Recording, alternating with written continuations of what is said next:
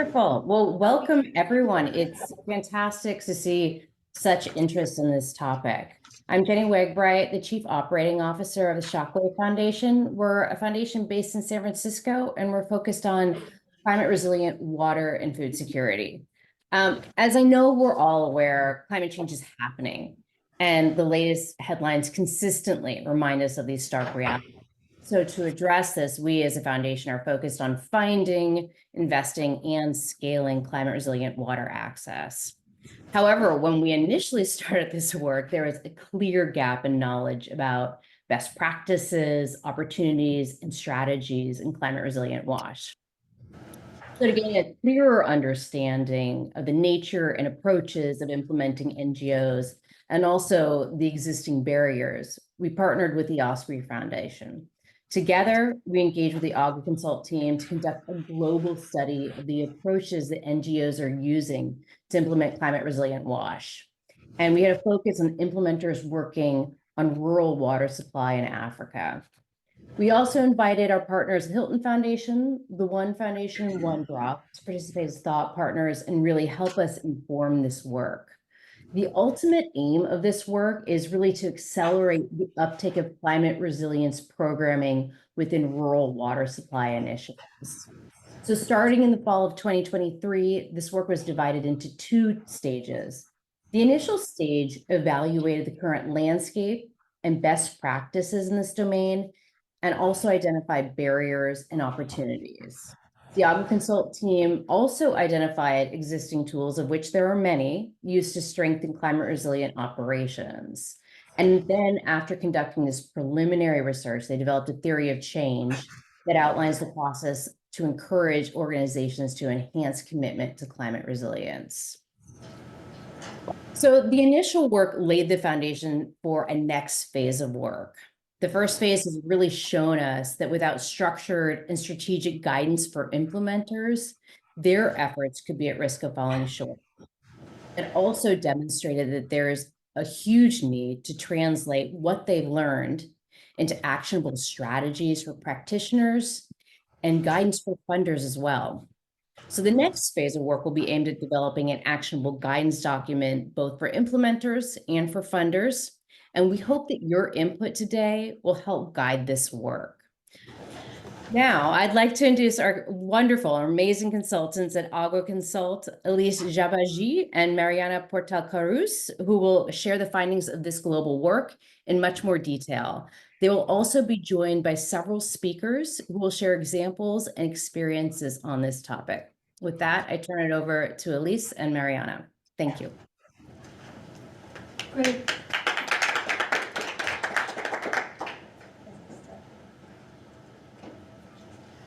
Okay, great. Thank you so much, Jenny.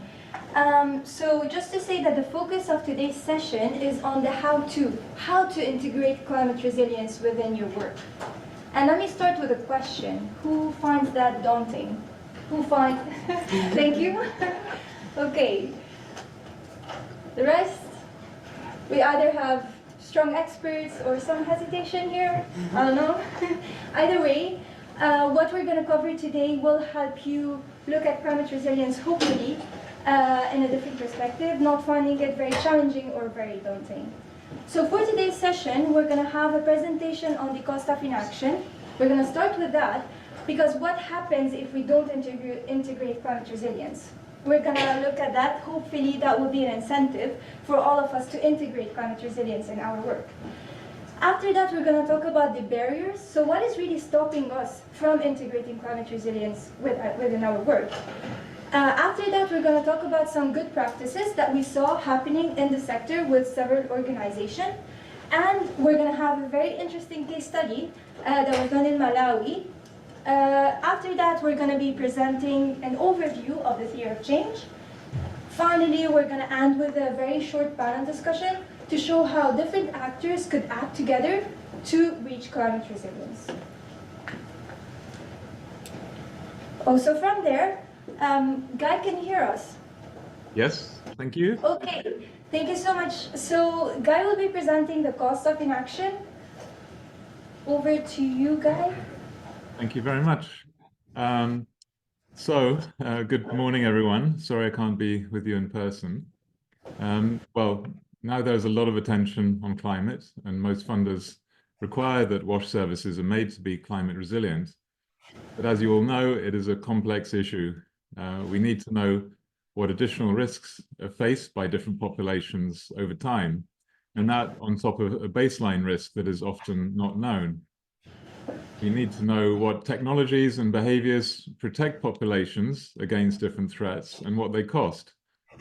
We are already operating in severely resource-constrained and data-constrained environments. So the big question is, when does it make sense to invest additional resources on hard-to-quantify risks? Not all strategies are no regrets, and we have to discern somehow between a good deal and a bad deal. Hence the rationale for economic analysis. Next slide, please.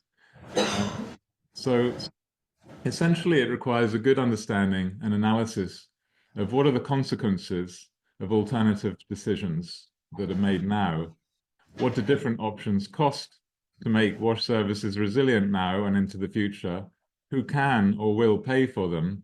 And what are the benefits of increased coverage compared to the baseline? Next slide, please.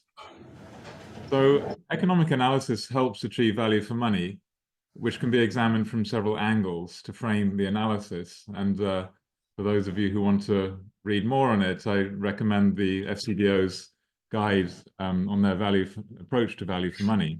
Could you click once, please? So just to come down to some sort of practical questions that decision makers might want to answer. Firstly, is probably more a cost effectiveness question. Do the damage costs averted from climate resilient WASH outweigh the intervention costs over a long time period?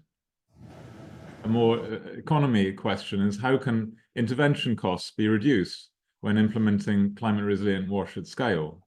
How can we bring the cost down through scale up? And another question, more related to efficiency, is how can software and hardware interventions be optimally combined to have the least cost and the maximum benefit? We obviously need hardware and we need software, and we need to do this in a very smart way to minimize the costs. So I'm going to present a very brief sort of case study on some answers to these questions from an example in Tiola district in Malawi, working with the partners here on the slide, led by Self-Help Africa. And you're going to hear more about this study later in the session. So there are a number of survey instruments that were implemented over the past 8 months or so. And a broad range of climate events were assessed, but the economic analysis focuses on the impact of floods and droughts on water supply systems.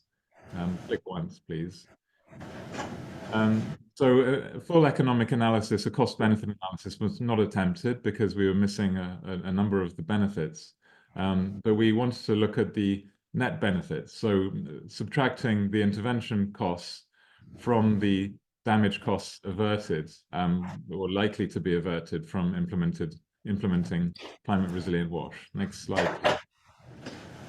So some of the key climate variables we needed was the regularity and severity of floods and droughts. So in the absence of those data, we looked at 4 scenarios from optimistic to pessimistic.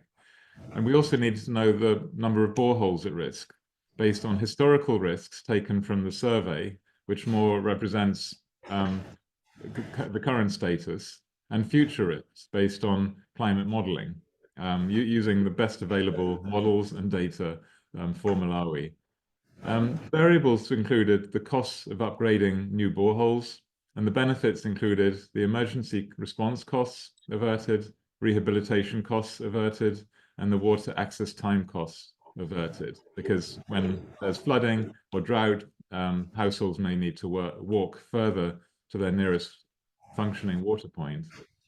Click once, please. There are a number of variables excluded, both benefits and costs. So we recognize this is heavily caveated, and we recognize that a fuller analysis is needed, which we couldn't conduct in the sort of time frame and data availability of the study. Next slide, please. So using the historical risks, we had the damages averted outweighed the costs in our scenarios by many times, because very few water points had to be sort of changed or made climate resilient. But under the future climate risks, a lot more water points had to be made climate resilient, leading to much higher costs. But the benefits didn't change a great deal from the historical risk analysis. So it does depend considerably on how many water points need to be operated to work, improved, and the number of events that we're expecting over the next 20-year period. So next slide, please, just to wrap up. So the economic analysis, although incomplete, has demonstrated that measures to increase climate resilience can have positive returns over a 20-year period, but it does vary considerably between which scenarios we model, and probably the future climate risks is a bit more realistic, but somewhere in between is probably the most likely. And we need better information on historical risks. Next click, please. So we have a number of recommendations for future studies. There is a study report that will be made available publicly, and I think more will be said later on today. So please do ask questions, and I'm happy to respond. Thank you very much.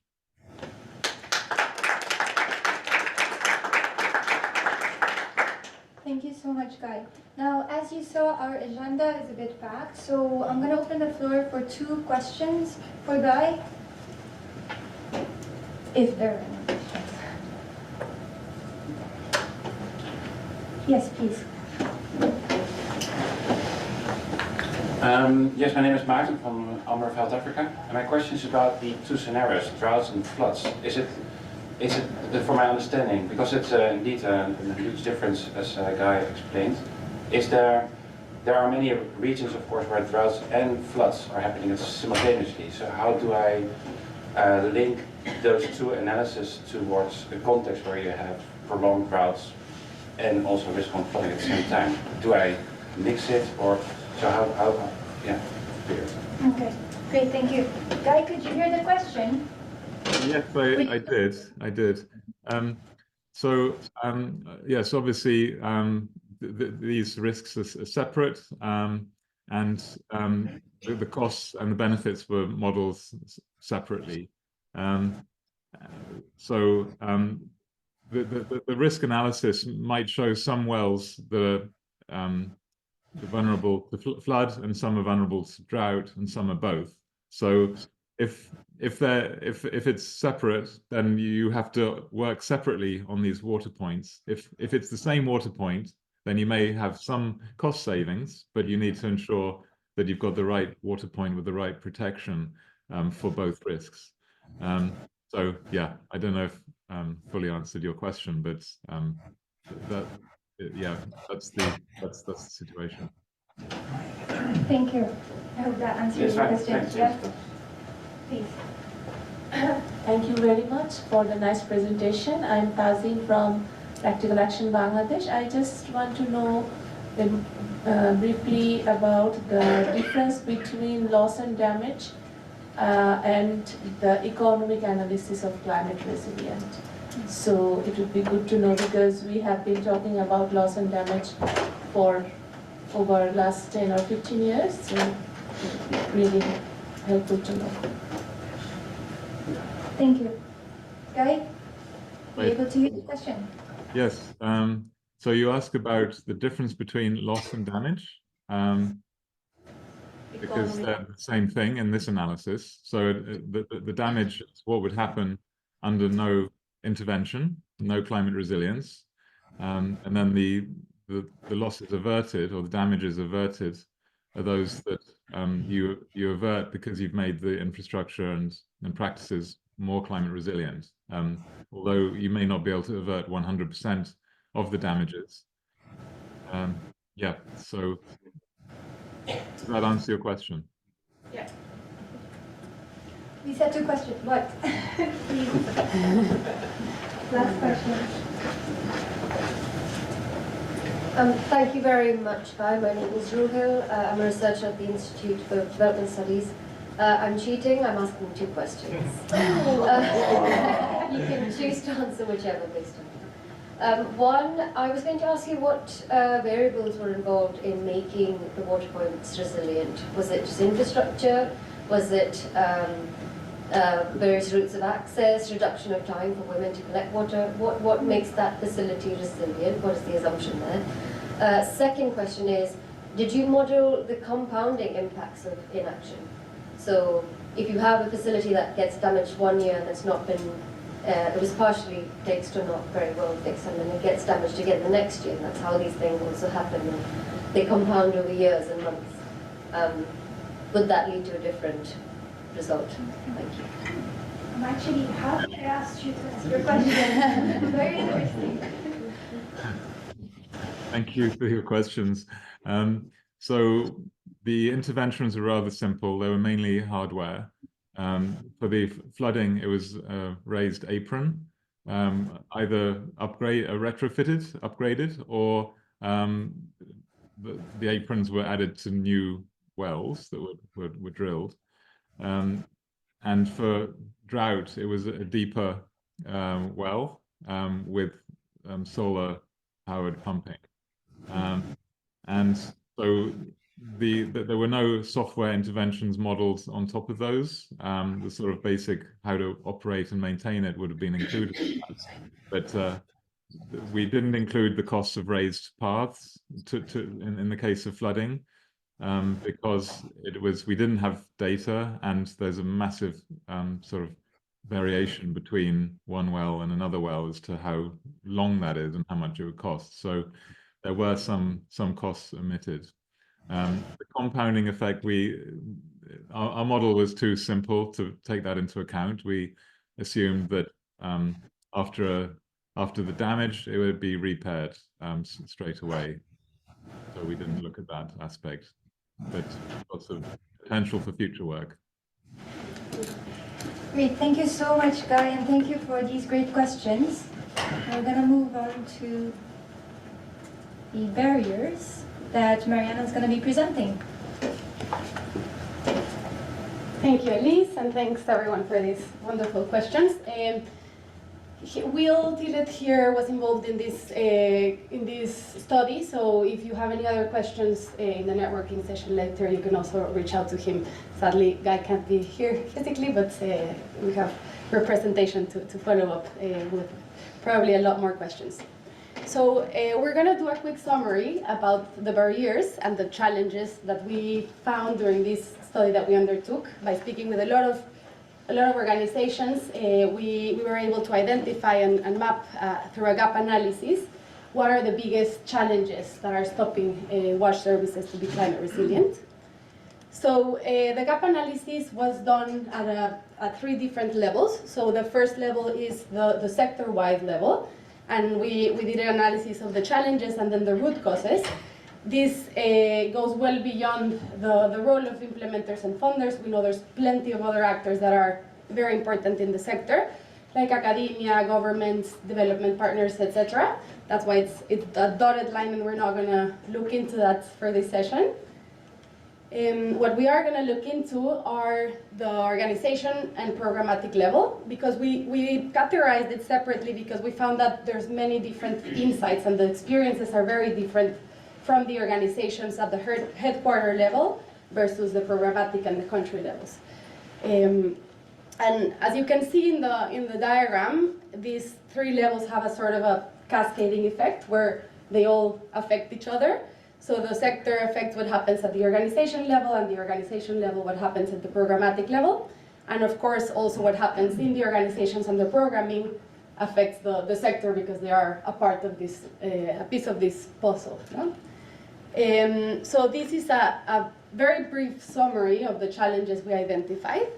Again, only focusing on organizational and programmatic. Organizationally, it was highlighted that there's an absence of clear vision and strategy for climate integration at the headquarters levels many times. There's gaps around knowledge, technical expertise, and just capacity internally. There's some constraints around funding and financing, and as we just heard from Guy, sometimes there's additional costs to integrating climate resilient efforts, so there's constraints where there's already a lot of competing priorities. We also heard about limited cross-departmental collaboration. So many organizations have more than one department. They have food security, education, WASH, and sometimes there's competing agendas and a lack of coordination in efforts. And we also heard a lot about the short-termism in the project planning and evaluation, and a bit of a focus on short-term KPIs rather than longer-term visions that allow for this thinking. As Guy said, again, sometimes the recovery is over a 20-year period, so we really need to be thinking longer term. So that's at the organizational level, and then at a programmatic level, we saw similarities, but then some slightly different things as well. For instance, the vulnerability to multiple stressors. Once you're on the ground, there's a lot of different things happening, and there's sometimes a lack of a comprehensive and a holistic context. So that was highlighted. Then the difficulty in incorporating climate risks and climate vulnerability assessments and all that climate data into the actual programming. So a lot of organizations are already doing climate risk assessments and are really keen in understanding what the risks are, but then how to incorporate all that data, that sometimes is also uneven. As you saw, there's these issues around historical data versus the models. So it's like, how do we make use of these climate risk assessments practically? We also saw challenges around the inadequate integration of WASH and water resource management at the national and regional levels. So a lot of governments deal with WASH and water resources separately, and that can be very challenging when implementing programs. Again, the short-term focus for an output-based funding is a challenge when doing projects. It's like a bit sometimes the implementation is projectized, and that doesn't allow for longer-term visions. That's also related to the last element on the measurement and accountability, these shorter cycles. And also it was highlighted that there's institutional challenges at the government level. It's also linked to this kind of siloed approaches and working with local governments by project basis. So that's a very quick summary. This is just a very big snapshot of what we did. We're going to share the reports in a QR at the end of the session. So for the interest of time, not going to deep dive, but just so you have an idea of how we did an analysis of challenges and the root causes at each of the 3 levels. And now we would love to hear from your experience if any of these challenges resonated with you, or you have any other experiences to share around the challenges and barriers of implementing a climate resilient WASH. So over to the audience if anyone has or questions as well, whatever you want to input. I go one.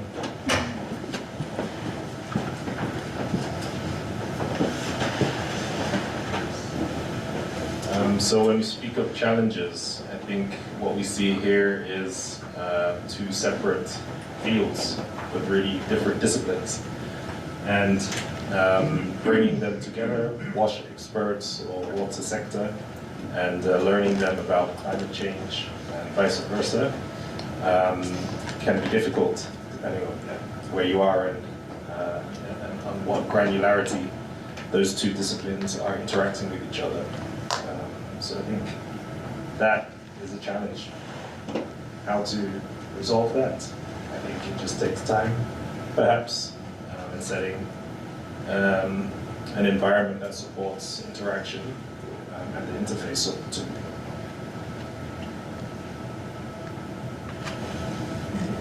Thank you. Thanks a lot for that comment. That's very, very true. Sometimes, yes, we highlight that there's like silos, and it is a learning process, and there's a need to foster more exchanges between climate and WASH.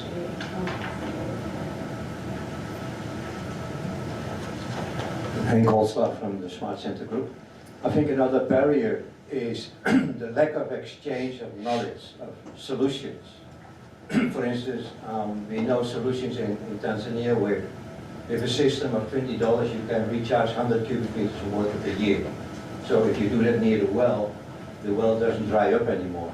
So one of the actions to build the resilience to climate change is storing the water when it rains so you can use it in the dry season. So there's many technical solutions that are out there, but known in one country, not known in another. So I think there's a huge barrier for huge challenge to exchange knowledge about solutions. Yeah, so in our analysis, just as Mariana mentioned, Otherwise, the folks don't like. they can't hear. Oh, they can hear you, or you might.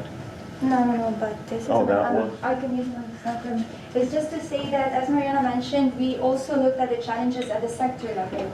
And this is where we saw what you just said. There is not an exchange between organizations, between different actors, on what's really working and what's not. So the lack of exchange within the sector, but also the exchange with other sectors, like climate sector, like disaster sectors. Exactly, and this is what we saw when we looked at the sectorial level, the blue section highlighted earlier. And hopefully we're going to be covering that in our theory of change. So moving forward, we really want to talk about collaboration between actors and how that will foster better resilience.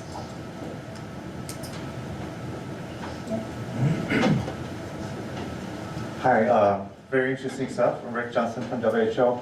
I was wondering, I mean, kind of building on Hank's point that there are many different technical approaches that could be taken to increase climate resilience. There are different stressors. There are, floods and droughts we saw in the example, and I could imagine that there could be a variety of different actions that one could take to increase resilience to either floods and or droughts. And some of them are technical things, raising the borehole, deepening it, building in excess storage capacity. Others are transformative, like switching to a piped water supply, for example. And I think one of the challenges is how to enumerate hot candidate options and pathways, and then how to make a rational choice among those. Does that fit somehow into one of these gaps, like how to know what to do? Yeah, that's a big question. We all have, and as you say, there's a variety of actions and options. That's also something we tried to cover in the fuller report, which hopefully you're curious and you get to see. But there's different challenges for different organizations and different programs, so that also it's hard to get to a checklist or a step-by-step. And yeah, we'll be talking about good practices in a minute. I'll just get probably our last question. Well, comment. Yeah, thank you. As I have come from Bangladesh, I just like to highlight that the unpredictable impact of climate change is a challenge, because due to climate-induced disasters, the number of disasters are increasing day by day, and the type of disaster is we do not know how to predict. I can give you an example that in Bangladesh we are having heat wave, we are having flash flood, we are also having cold wave. So these are not regular disasters that we used to have before. So it is a challenge that how do you predict and how do you take action considering those unpredictable climate-induced disasters. Thank you. That's a very important point, and I think it's highlighted on how to navigate these climate risk assessments and these scenarios that are sometimes very unpredictable. So that's. And I think, Mariana, is also one of the root causes is the data, accessing data, because that's the Here, all right. Yeah, that's the root cause of everything. So accessing data, how can you model? How can you predict? through data, historical data that might not exist or might be very difficult to access or might not be shared with different organizations. So yeah.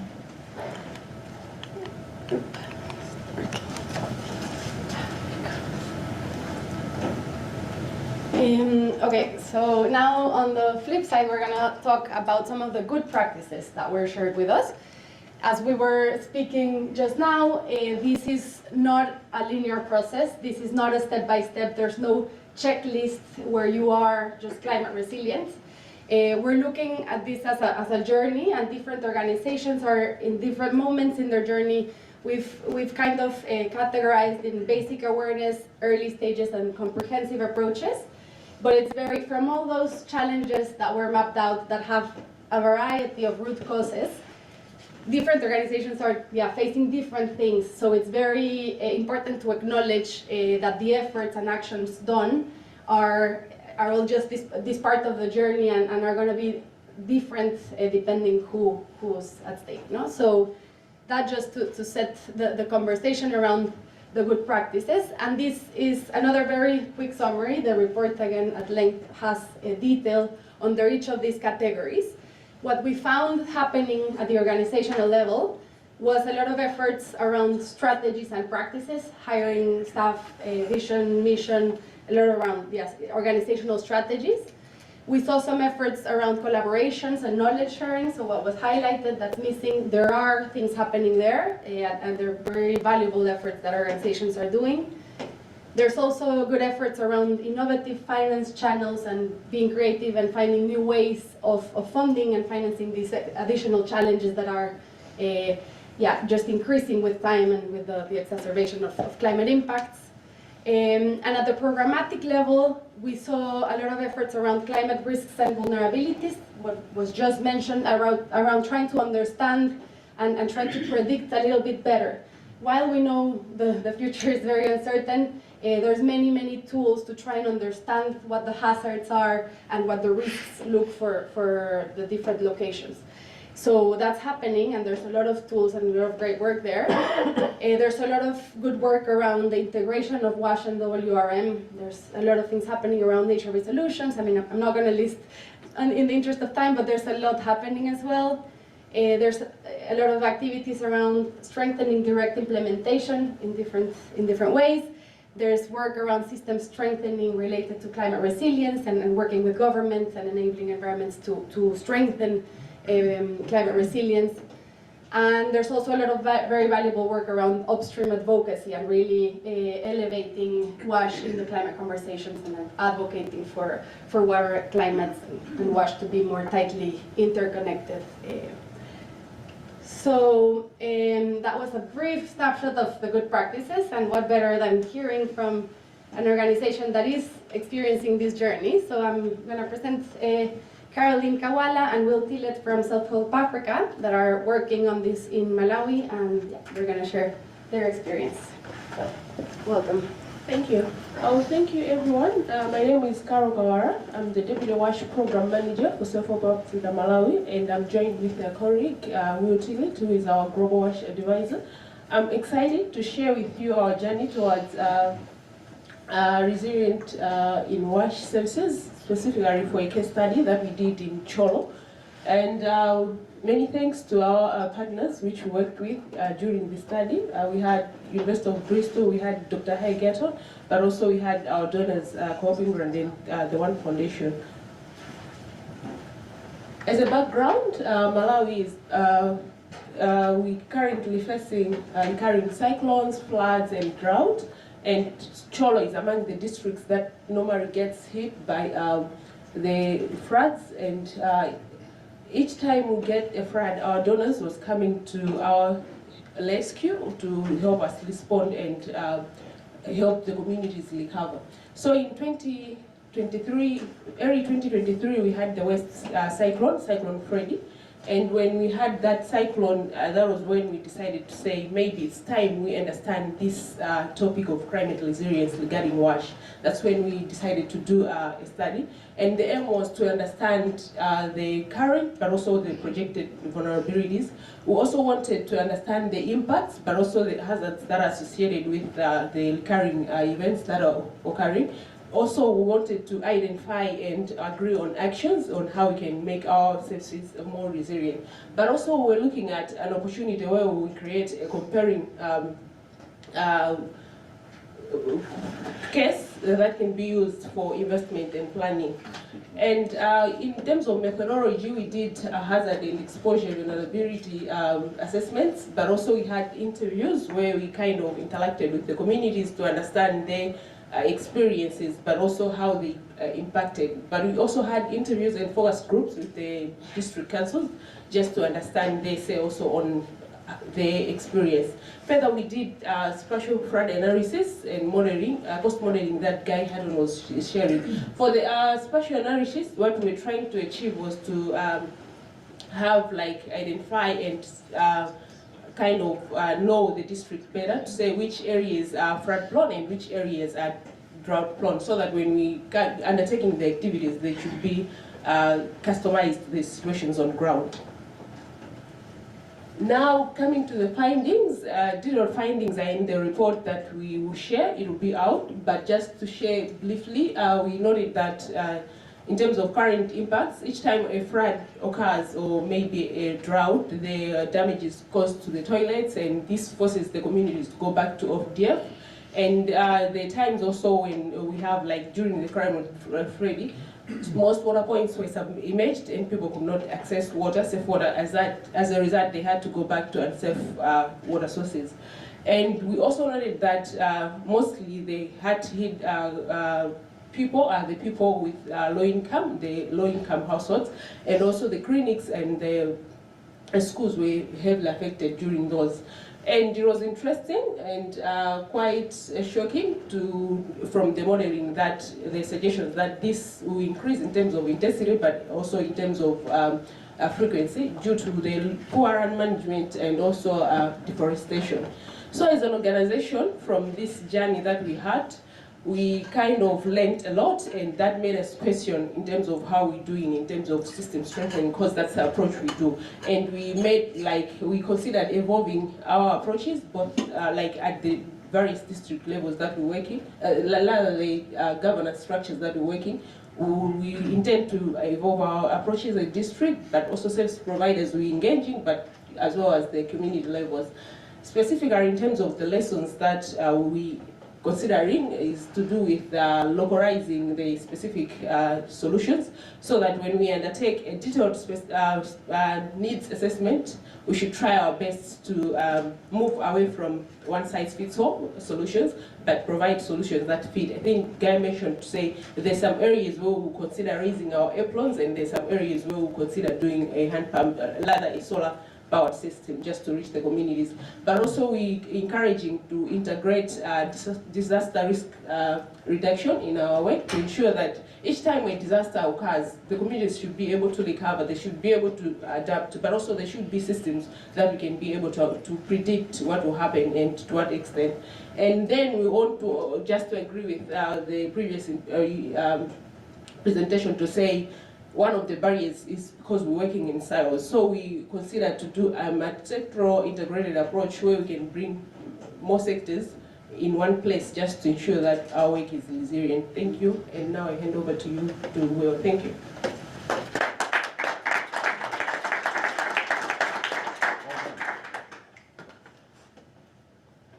Thanks, Carol. So, good morning, everyone. So, Carol's talked about what we did specific in Malawi and what we looked at.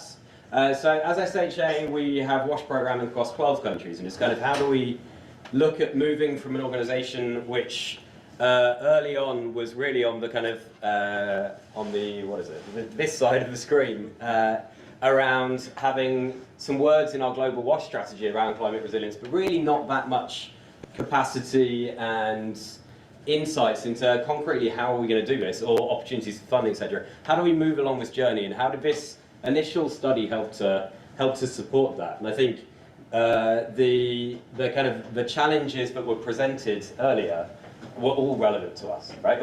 Every single one of them, and still are to an extent, but this has really helped move us.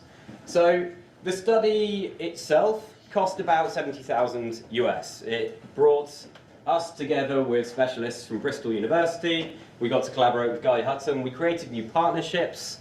We had the opportunity to think a little bit differently.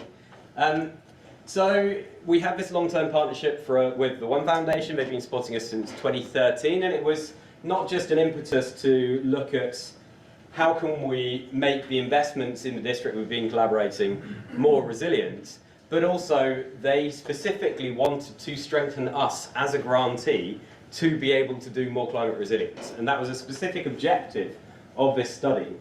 So we built that into the terms of reference of Anisha, who's going to be joining us later from in Bristol. But it was really, this study was to try and absorb as much benefit from the study as possible. For us, it was as much about the process as the final product. Yes, the report's there, yes, the report will be shared, but it was the journey we went through, which was really important. And would never say, just outsource this stuff to a consultant. Like, we brought Guy and Anisha into our team to learn together. I'm sure it was a really interesting way to adapt all of our ways of working. Also, what's great is that it didn't just allow us to say, okay, so yeah, you can do a study and that's it. That study, yes, we can all agree on the recommendations, but then it goes on the shelf, we're all really busy. The fact that we now are working on our 2025 proposal for Cholo gives us an opportunity to say, okay, concretely, out of our long list of hypothetical things, what are we actually going to do? How much does it cost? What are we going to prioritise? And so that's really useful to kind of make it concrete. So supporting the first step and the second is kind of useful. So yeah, it's been a really good opportunity. We now have since taken what we've done in Malawi with our partnerships with Bristol, etc., take all of that lessons learned, and we've applied it in our Nigeria proposal for a 4-year FCDO-funded water system health program, expanded the partnerships with Bristol, looking to identify opportunities to collaborate more with Guy. So it's created these new partnerships. We also knew what to include in our proposal for Nigeria. We knew how much stuff costed, and we wouldn't do the same mistakes from the first one as we would do for the second one. So it's really, really useful, I think, and it's created new networks, it's created new opportunities as well as funding base. It's created opportunities for us to move beyond those sector silos and have these global conversations with our NRM and Agri team, etc. But I think a key thing is, look, as a global advisor, yes, I can access loads and loads and loads of global reports and global studies and global suggestions. I don't have time. So actually it's much more useful to go through a process of actually doing it rather than having access to a document that helps us to do it, if that makes sense. So guidelines are super useful, but actually it's the learning by doing. So I just final point to say to the WASH funders in the room and online, if you have grantees, long-term funding partners that you want to strengthen, I would really encourage to create the enabling environment to move down the kind of journey that we've gone through. So thank you very much, and we're around for questions after.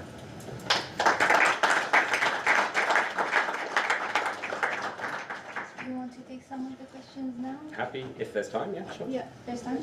Sure. Yeah. So 1 or 2 questions to Will and Carol? Yes.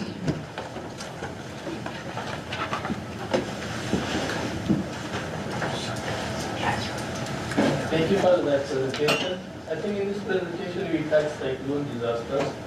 So, from program design perspective, I think we are having emergency watch programs in also development watch program.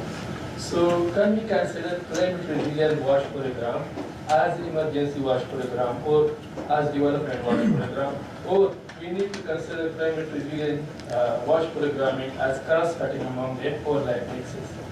Thank you. Joe, can I speak into this one? So, Oh, yeah. yeah. Sure. Do you want to say that? Okay, I think as Carol mentioned, for us it's really about what do we do doing during development phase when there isn't an emergency, and what do we do during humanitarian phase. And I think when there's humanitarian phase, we're just running and doing what's needed. So it's much more about what we need to do during the development phase. So for us, that's where we are now really starting to say we actually need to build much more DRR into our WASH work, because it's around thinking beyond what we do in WASH, we need to do much more on NRM and water resource management and looking to understand more about catchments and that kind of stuff. But also, what are we doing to prep? Because part of resilience is around anticipation and kind of building that that kind of preparedness capacity. So that's what we're starting to look at, but within our development programs, so that we're not just running chasing our tail later, and also to try and reduce the impacts when the inevitable disaster hits.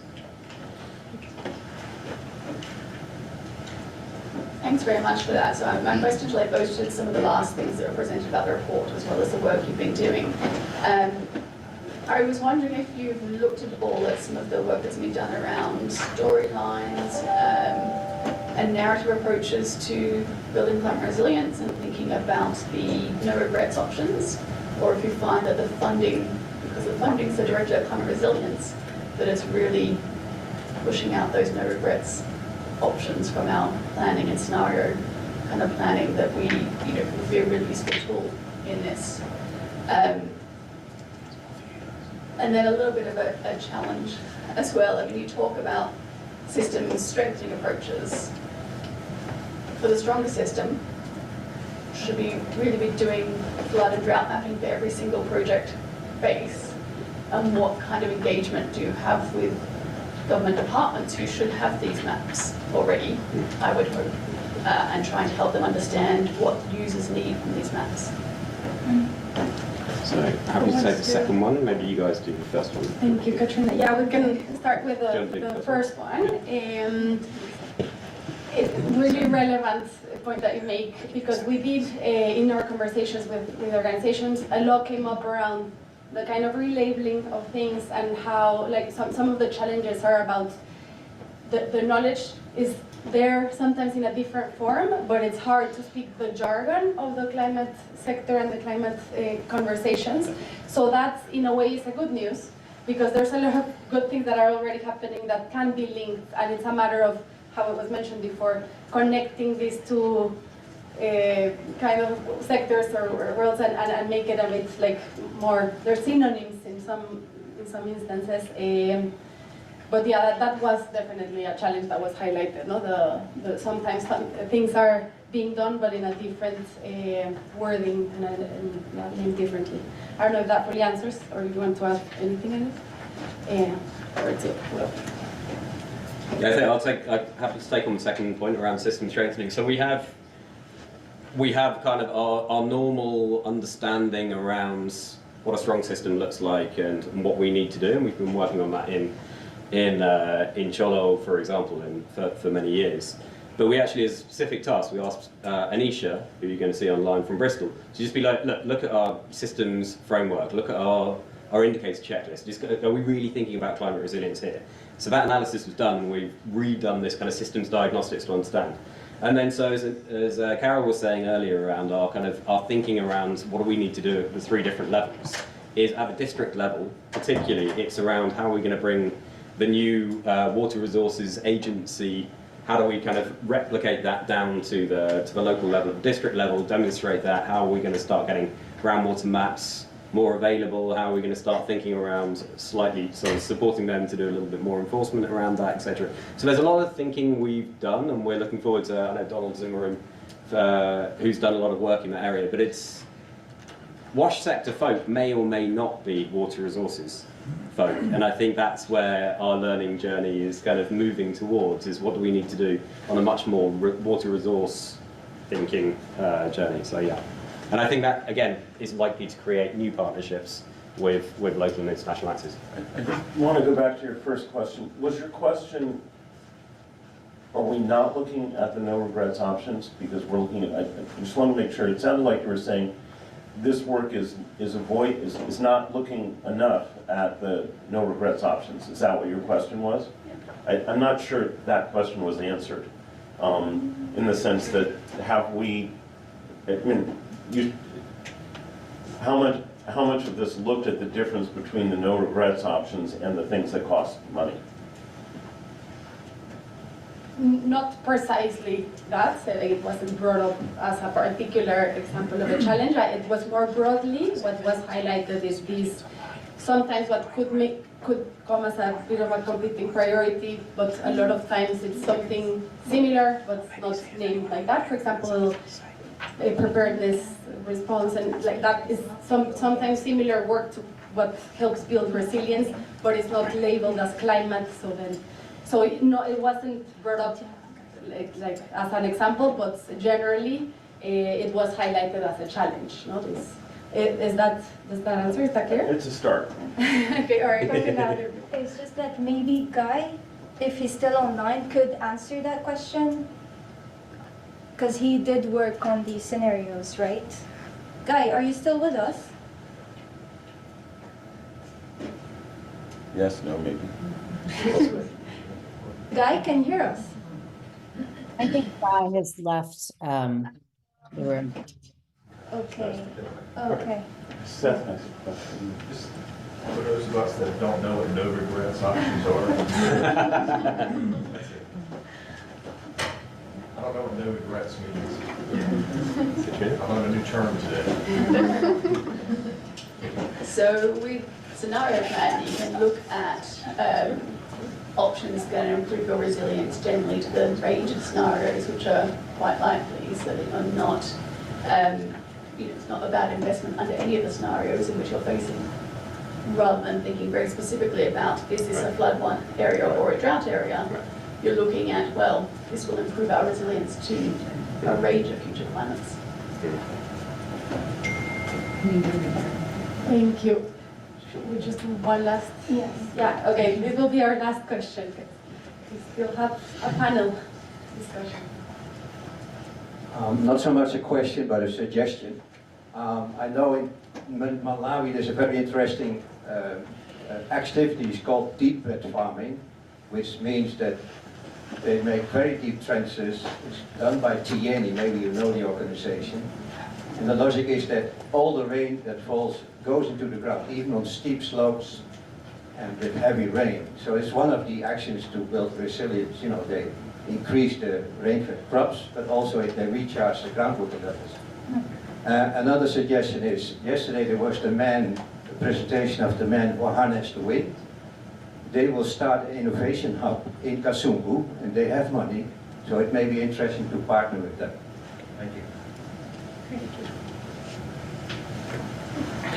Thank you very much for all those questions. Now, Elise is gonna talk about the theory of change. Thank you so much. Thank you, Mariana, Carol, and Will.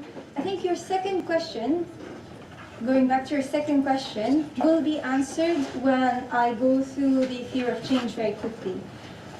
So after we looked at the enablers, the barriers, we have developed the theory of change to guide the organization towards their climate resilience journey. And the theory of change covers two key concepts: the sphere of impact and the sphere of influence. The sphere of impact focuses really on what the organization is doing to advance the resilience of the sector, but it is within the control of the organization.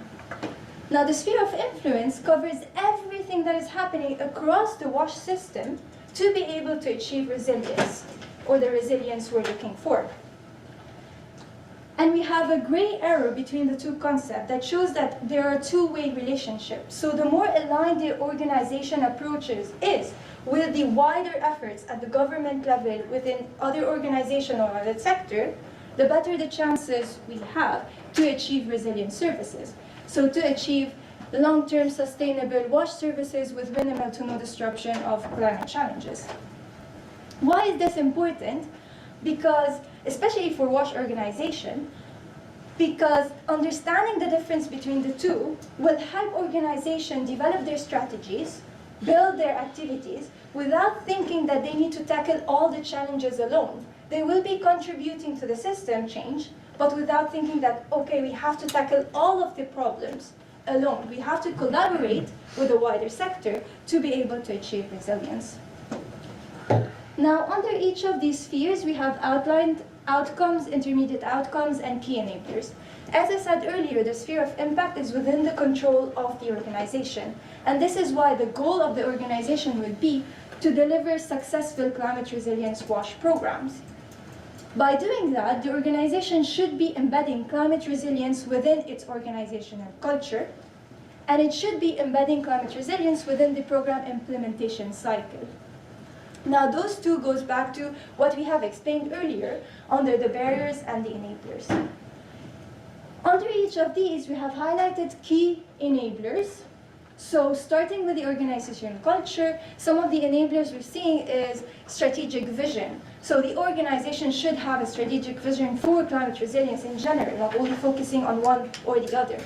There should be participation with the climate sector. So to understand what is actually happening, we're just not focusing on WASH, we're focusing on the bigger sector. There should be cross-departmental collaboration that was mentioned earlier by Mariana. So for example, within the company, the organization, there are several departments that are working on resilience in a way or another. So collaborating with these departments to learn from them will advance the WASH sector. Now, for the program implementation, there is a lot to do to align with the climate language and criteria. There's a lot of language that is used in the climate world that the WASH sector is not very familiar with or is not agreeing with, such as simple as the additionality concept. Other than that, integrating climate risk within the planning, within the implementation, within the monitoring, throughout the project cycle. And again, here we talk about cross-sectorial collaboration. So not only working in silo, working with the energy, working with the agriculture sector. I'm not going to list all the enablers, as we don't have a lot of time, but we have the full report that will show you the activities that we align for the organization to follow to actually achieve these outcomes. Now, I'm just going to end up with the sphere of influence, where it's beyond the control of the organization. It is where the organization should be working with government, should be working with civil society, should be working with academic research partners, should be working with other WASH organizations. And this is where, by doing that, the organization could influence policies, could influence regulation, could work on the planning, development, and management of WASH infrastructure. Again, here, we've mapped out some key enablers.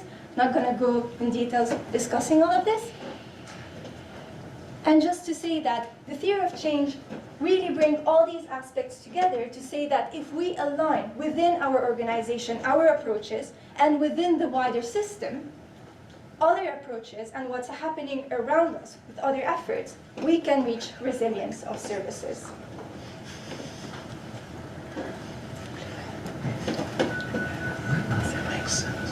Okay. Okay, so I'm not going to stop here for a Q&A. I'm just going to call our panelists to join us. We're going to do a short panel discussion to discuss how various actors, various types of actors within the system, within the sector, could work together to achieve these climate resilience goals that we have set up. So on our panel, we have Louis. Louis, if you want to. So Louis is from Osprey. He will be talking about the role of funders. We have Anisha. Anisha, could you hear me? Oh, yeah. Yeah, I can hear you. Anisha. So Anisha is with us online. She is from the University of Bristol and will talk to us about the role of academia. We have Jose, who is also joining us online and will be talking more about collaboration. And finally, we have Bruce, who is here today. Thank you so much, Bruce. He's from Water for People, and he could talk to us about practical example from the ground. Thank you so much for our panelists. So I'm going to start with a question to you, Jose. Yeah. So, Jose, I know you were very heavily involved in the global climate resilience goals. So could you tell us a bit about that, and could you tell us how the organization could align with these goals while still addressing the immediate needs on the ground?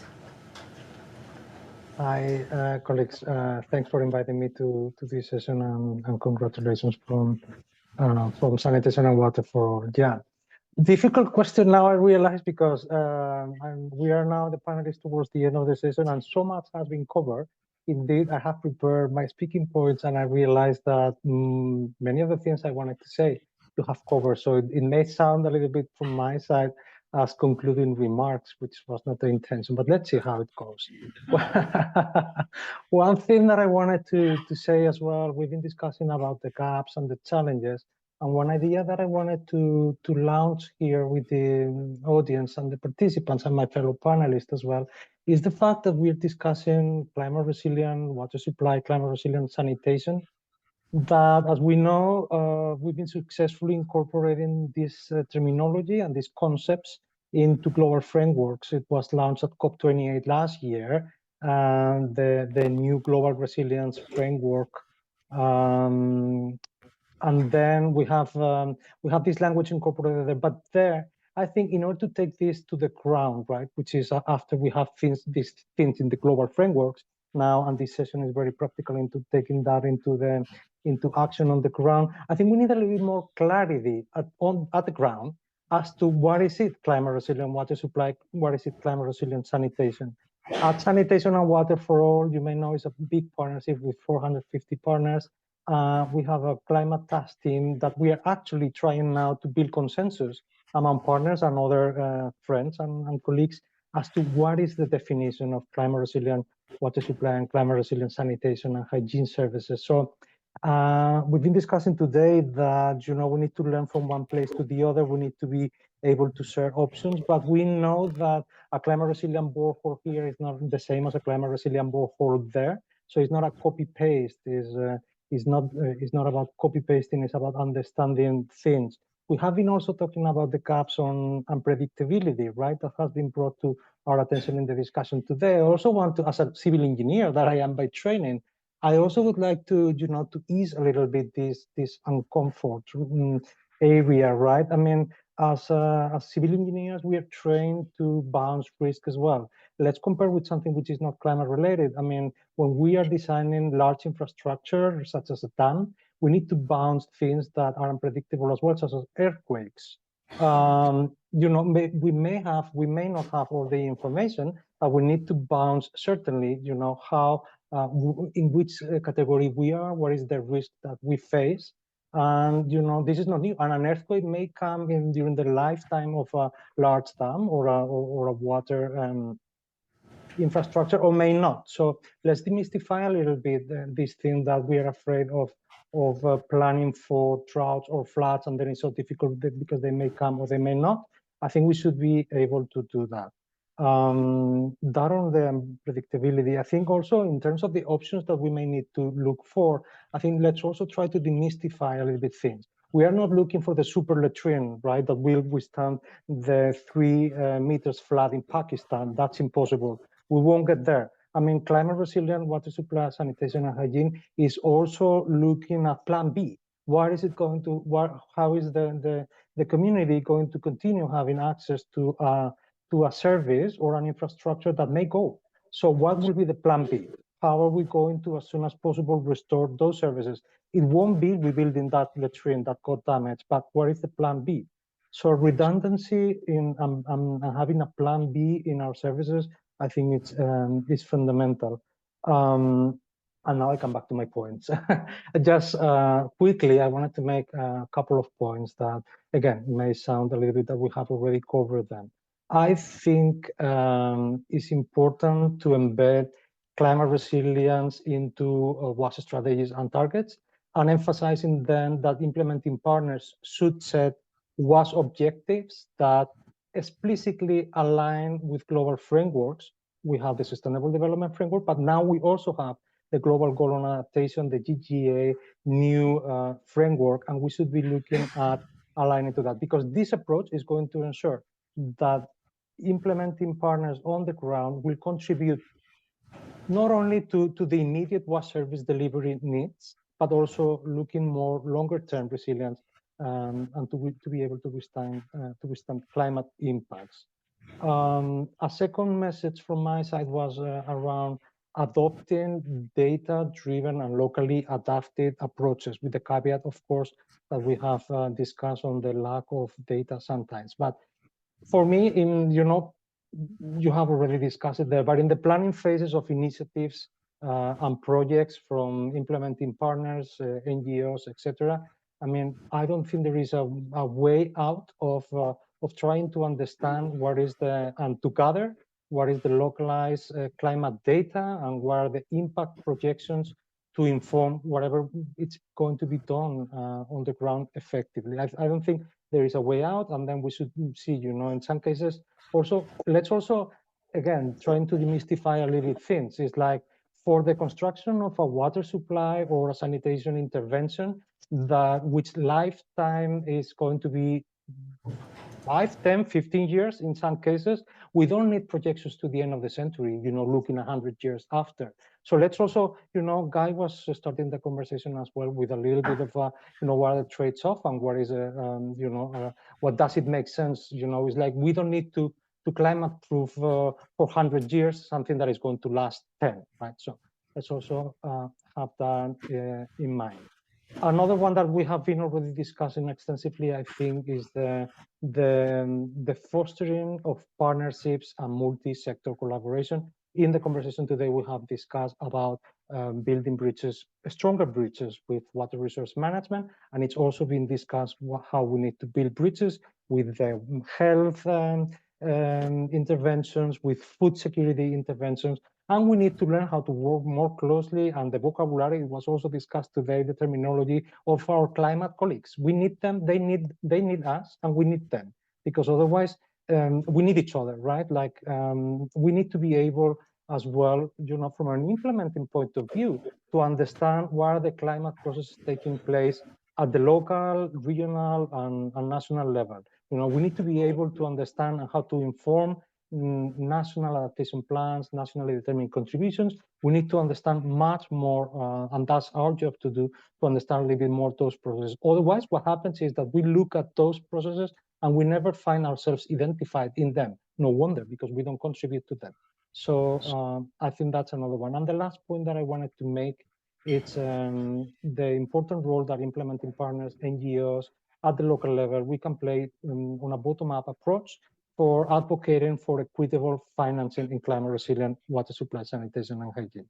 In my view, NGOs play a critical role in ensuring that vulnerable communities have access to climate finance for resilient water services, and therefore advocacy for equitable financing mechanisms is very much needed and very much welcome in a bottom-up approach. I believe that this approach can help ensure that WASH initiatives by NGOs are not only reactive to immediate community needs, but also proactive in building climate resilience in alignment with the global goal on adaptation and sustainable development frameworks. Back to you. Thank you. Thank you so much, Jose. Thank you so much for identifying the key areas of the definition of climate resilience. And thank you for talking about all the approaches that the implementation partners should be taking, such as aligning with the strategies at the global level, such as following a data-driven approach, such as the bottom-up approach, which we also saw when we were doing the study, but most importantly about the collaboration with different actors.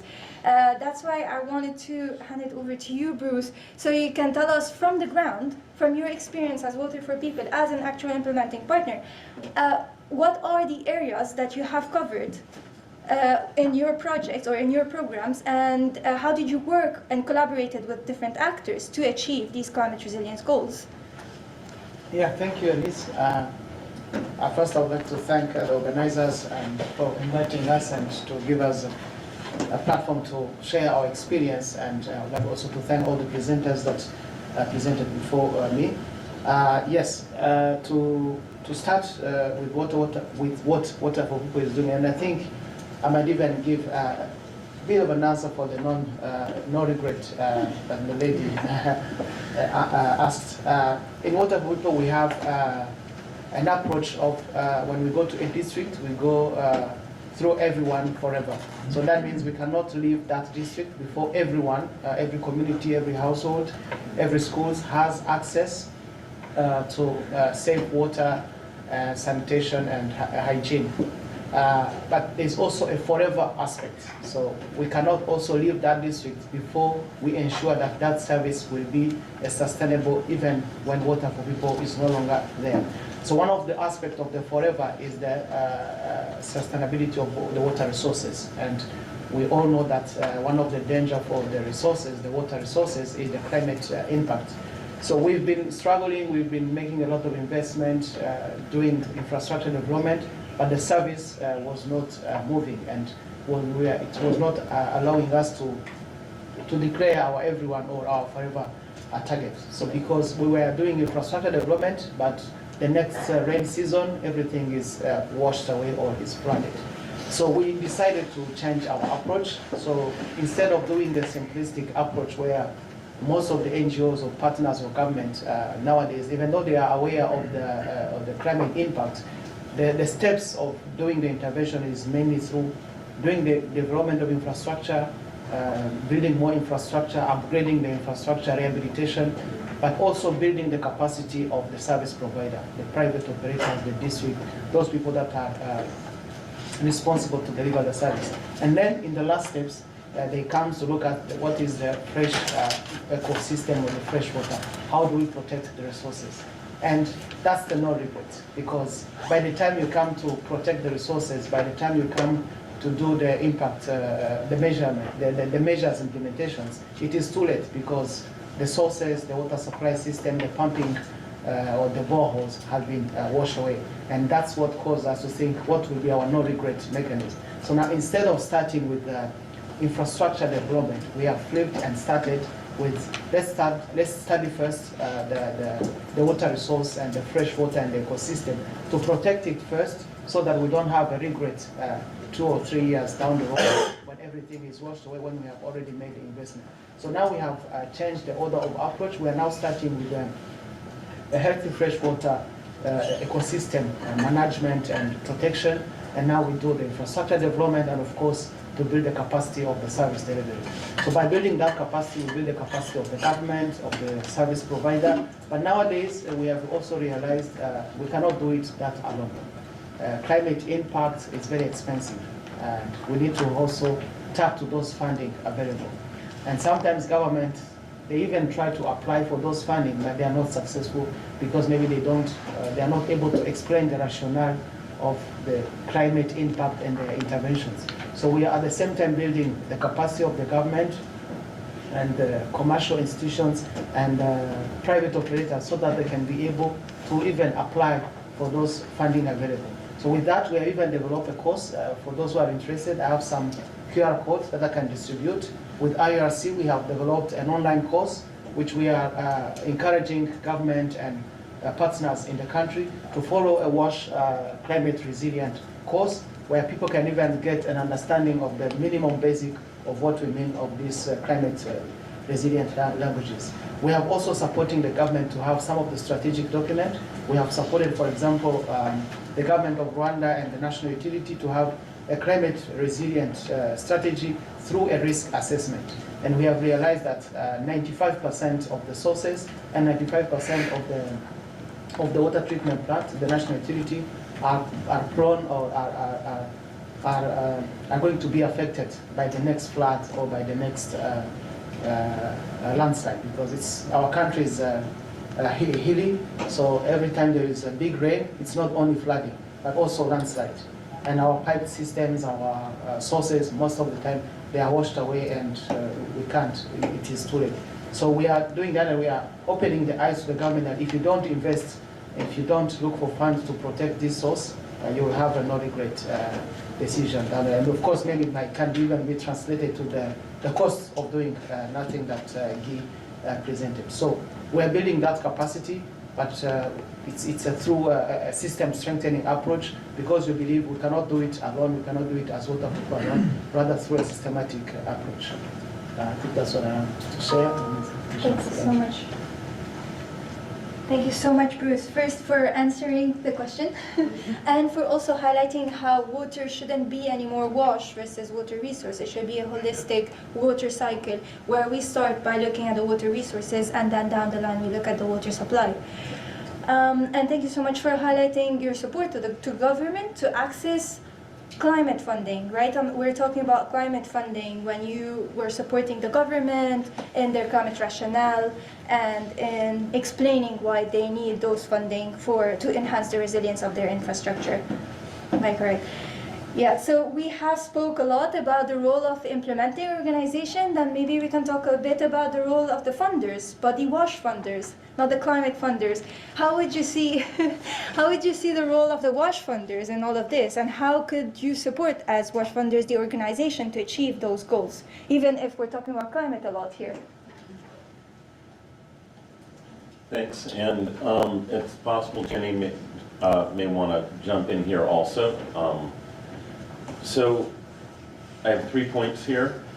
The first is, as a funder, I think you need to define success correctly.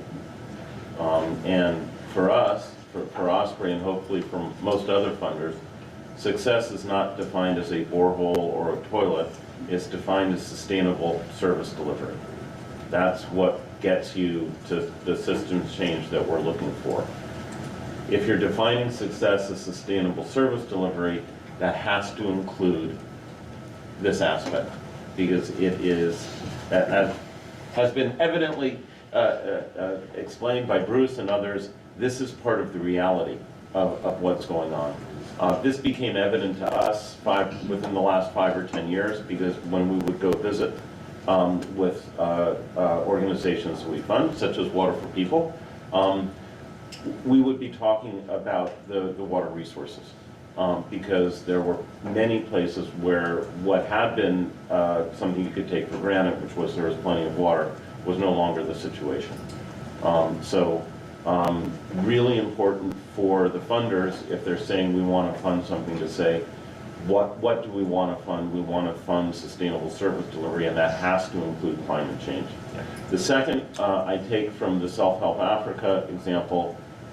It's actually probably a good idea to go out and fund some of the organizations to learn something about this, and not just to talk about it theoretically, to take that learning journey, because once they start on that learning journey, they will keep going. Yeah. The third thing I take away from this, and particularly from the conversation today, is there are 2 parts of this work, and we should keep going and fund the second part. Because I think that will help address some of the questions that came up today. So that's it. I don't know, Jenny, do you want to add anything to that? Yeah, I mean, Louis, I think you covered it all. The only last thing that I would add, and this really feeds into your discussion about sustainable service delivery, is, while it's important to meet immediate needs, having a long-term outlook and trying to foresee future catastrophes, future climate effects is really important when you think about funding. Which I will just pick up on for a sec, doesn't always happen. I'm reminded of the situation I've seen in countless countries where I go in and somebody's put in a borehole with galvanized iron pipe instead of with stainless steel. And they've done it because their goal is to show that somebody's got access and service delivery. Well, that's great, but it's going to last for a couple of years and then it's going to rot out. Whereas if the goal was sustainable service delivery, you'd plunk a little bit more money down and pay for the stainless steel, because that thing's going to last a lot longer. So those are the sorts of decisions that people who do this work on the ground every day face, and the funders have to help them make the right decision by defining success in a way that, to Jenny's point, is about the long term, not just the short term. Yeah. Thank you so much, Louis and Jenny, for saying that the funders are funding long-term, not short-term, because this is one of the worries of organization, where they say, okay, the funders are only gonna fund whatever we show them. We need to show them short-term impact, and this is why we're not looking at longer-term impact. But obviously there is a shift, and the funders are looking at longer-term impact. They're looking at the integration of climate resilience within the WASH work. They're looking at all these aspects, the no regrets, and all the other aspects that could lead to sustainable services, as Louis has just mentioned. I don't know, Bruce, if you have any reflection as an implementing agency. Have you seen this shift within your work? Have you started, first of all, working on the short term, and now you're working more on the long term? How would you Do you have any comments or reflections on that? Yes, we have some short terms. In all the districts, as I said, as part of the forever and sustainability aspect, we first help the district to have a water resource management plan to show the district these are the risks of all your water sources. If you don't protect them, even if you do the investment or don't do the investment, some of these sources might not be there in the next coming years. And now it's even unpredictable. We can have a big rain in this month. It can even be worse in the next rain season. So it's not predictable. So those are the short term. But the climate resilient strategy that we're supporting the government is now the long term. And we are also preparing the ground. I hope I'm not repeating myself. But by building the capacity of the actors, we are even going to the commercial banks. We are telling the commercial banks, we never know. The World Bank might come, might deposit some funds into your commercial bank, and might ask you to release those funds for people who will come with the best climate resilient project WASH.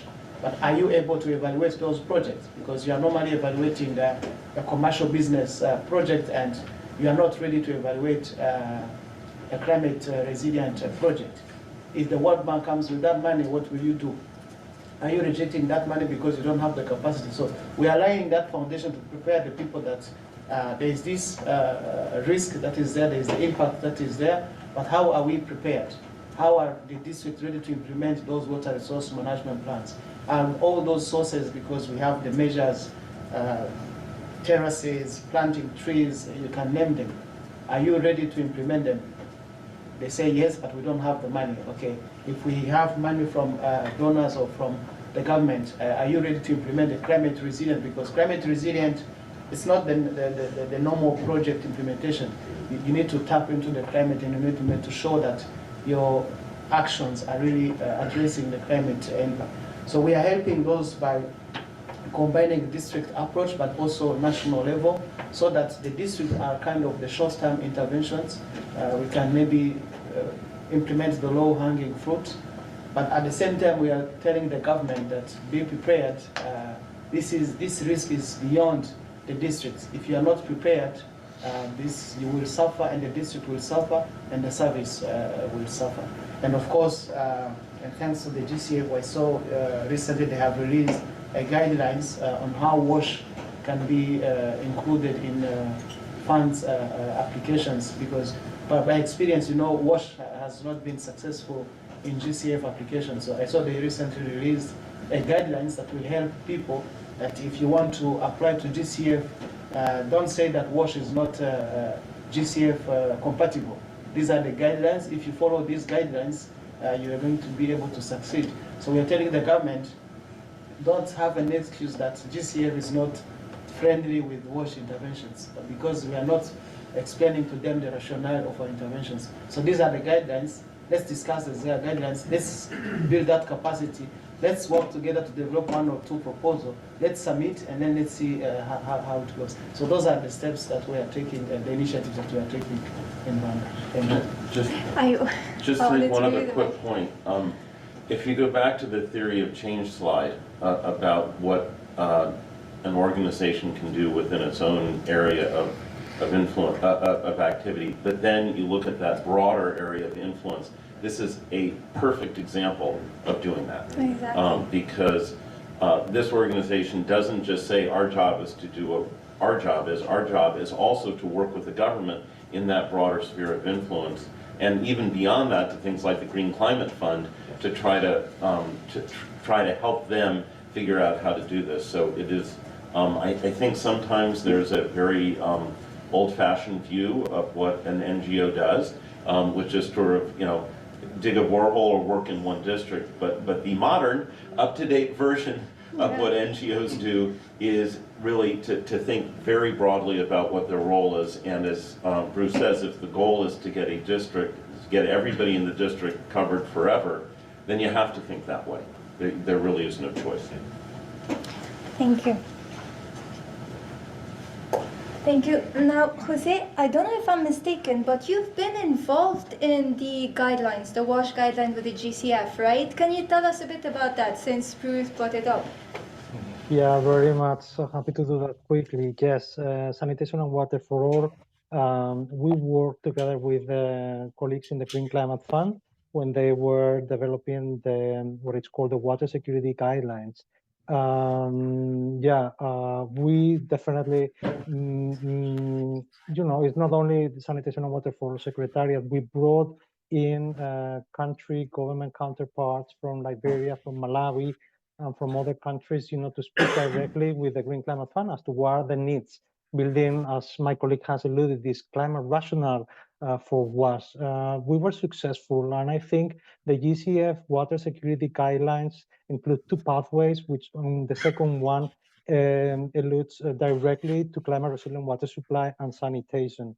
We have used that rationale in global climate negotiations to bring to the eyes of climate negotiators that that's included there, and that's been also one of the ways that we have managed to get climate resilient water supply and sanitation as part of the global resilience framework. There is an annex to the water security guidelines that is split into four parts. Is drought management, flood management, and WAS climate resilience is a standalone part of Annex 2 that helps implementing partners and others in the sector to build climate financing proposals for the Green Climate Fund and beyond. And I just put in the chat, because it's very opportune now, Sanitation and Water for All has been providing inputs together working with UNICEF and other organizations of the Climate Resilient Sanitation Coalition. And right now, it's interesting because it's right now that the Green Climate Fund is having on consultation on a third annex to the water security guidelines, specifically focused on sanitation. I have pasted the link because all of you can contribute and provide comments before the end of the month to this Annex 3 of the GCF Water Security Guidelines, to which we have provided inputs. Thank you so much, Jose. Just briefly. Yeah. Another role funders can play is to help this happen. We happen to be funding UNICEF to develop that sanitation annex. So another thing funders can do is to really help this broader enabling environment and make sure the money is actually there. Great, thank you. I know, Anisha, you've been patiently waiting. So I'm gonna give you the floor to tell us how academia could support in all of this. What are really the knowledge gap, and how an academic institution could support organization, funders, other actors in the sector to actually fill this gap. Thanks, Elise. So I had thought of 3 points, really, where I felt that academia or research partners can play a role in this journey. I think a few of those points have already been touched on, first by Guy, Mariana, a couple of audience members made some good points, and then Luis. So my job is quite easy here.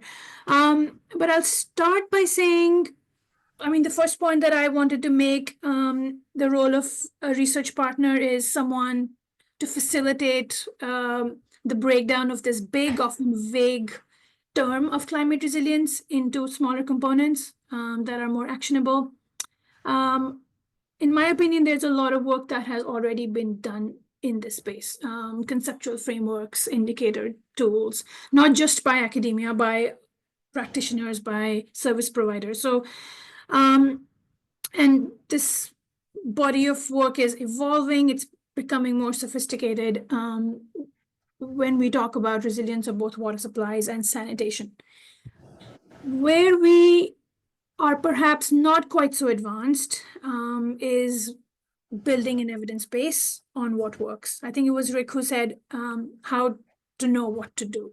And that, I think, is a question that we think about a lot because it's urgently needed. If you're asking funders to fund something, I think that we should make a case for a specific type of soft or hardware intervention. Something quite simple as, what type of groundwater conditions would be better, for responding to drought, or what types of toilets, what type of materials to be used for superstructure. Very granular, very, very high resolution on the ground questions that I'm sure practitioners and funders would be interested in. So on Bristol side, we're starting to do some work, and we work with other universities that are doing this as well. We try to address some of these questions in the work in Malawi that Carol and Will presented. In my experience, I mean, it's still sort of early days when we are talking about places in South Asia, South America, Sub-Saharan Africa. And then also to pilot and develop methods to evaluate these interventions, right? Who are they benefiting, and how far do these benefits cascade when we're talking about vulnerable households? And then the third and final point that I wanted to make about the role of research was to create opportunities to share learning. Again, I think this was something mentioned early on in today's event was, if people in Tanzania have a particular type of knowledge, or, if Water for People Tanzania knows something, how does Self-Help Africa do that in Malawi, if those learnings can translate? I see a role of research partners there as well, because there is a long history of, trials and evaluations that need robust methods. I'll wrap up there because I think I'm also running out of time. But thank you for having me, and I really enjoyed joining virtually. Thank you. Thank you so much, Anisha. And thank you for finishing on that point where we need to learn from each other. It's a new topic. We're working on it for a while, but a lot of people have already a lot of knowledge. So we could work together, collaborate, share learning. I think that's the important bit. Now, I know we're running out of time. I'm just going to, Luis, give you the mic for the closing remarks.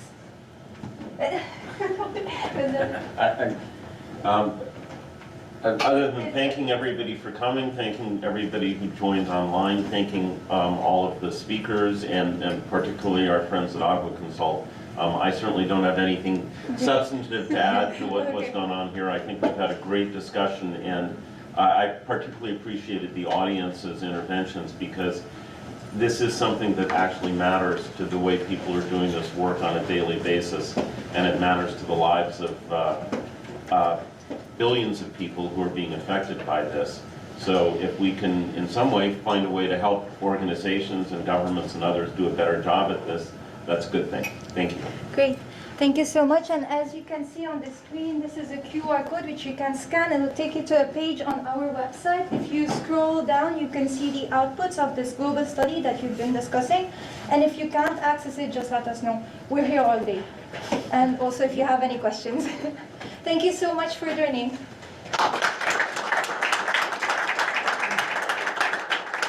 Thank you, Jose. Thank you, Anisha. Bye. Do you guys want to move a photo in the room, facilitate this? Yeah? You want to distribute the free course? If people want to access the free course online.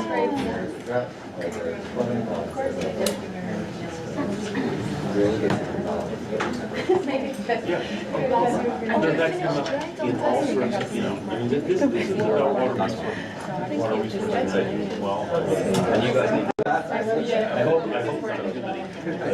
this is about, in a very positive way. The point is, it was something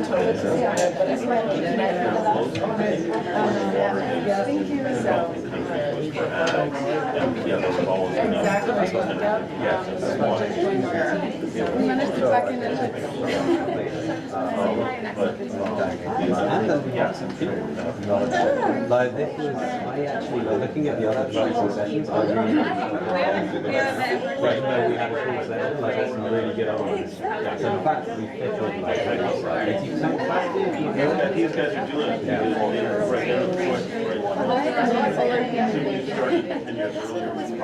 Oh, yeah. yeah.